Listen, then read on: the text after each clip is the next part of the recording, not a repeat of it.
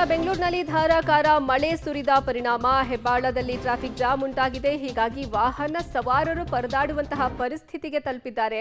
Kilometre ಗಟ್ಟಲೆ ಅಲ್ಲಿ traffic jam ಉಂಟಾಗಿದೆ. ಸದ್ಯ ನೀವು ದೃಶ್ಯಾವಳಿಗಳಲ್ಲೂ ಗಮನಿಸ್ತಿದ್ದೀರಾ. ಇದು ಹೆಬ್ಬಾಳದಲ್ಲಿ ಆಗಿರುವಂತಹ ಟ್ರಾಫಿಕ್ ಜಾಮ್. ಇದು ಈ ಸಂಚಾರ ದಟ್ಟಣೆಯಿಂದ ವಾಹನ ಸವಾರರು ಹೈರಾಣಾಗಿ ಹೋಗಿದ್ದಾರೆ.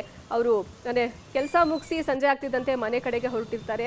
ಆದರೆ ಈ ಮಳೆಯ ಅವಾಂತರದಿಂದ ಅಲ್ಲಿ ಟ್ರಾಫಿಕ್ ಜಾಮ್ ಉಂಟಾಗಿರೋದು. ಕಿಲೋಮೀಟರ್ ಗಟ್ಟಲೆ ಅಲ್ಲಿ ವಾಹನ ಸವಾರರು ಟ್ರಾಫಿಕ್ ಜಾಮ್ನಲ್ಲಿ ಸಿಕ್ಕಾಕೊಂಡಿದ್ದಾರೆ. ಹೀಗಾಗಿ ವಾಹನ ಸವಾರರು ಪರದಾಟವನ್ನ ನಡೆಸ್ತಾ ಇದ್ದಾರೆ. ಇದು ಹೆಬ್ಬಾಳ ರಸ್ತೆಯಲ್ಲಿ ಮಳೆಯಿಂದಾಗಿ ಧಾರಾಕಾರ ಮಳೆ ಸುರಿದ ಪರಿಣಾಮ ಕಿಲೋಮೀಟರ್ ಗಟ್ಟಲೆ ಟ್ರಾಫಿಕ್ ಜಾಮ್ ಉಂಟಾಗಿರುವಂತಹ ದೃಶ್ಯಾವಳಿಗಳನ್ನು ನೀವೀಗ ಗಮನಿಸ್ತಾ ಇದ್ದೀರಾ.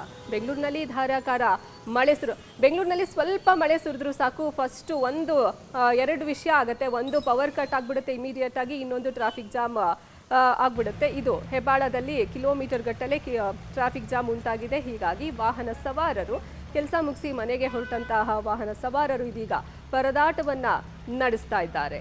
ಇದು ಬೆಂಗಳೂರಿನ ಮಳೆ ಎಫೆಕ್ಟ್.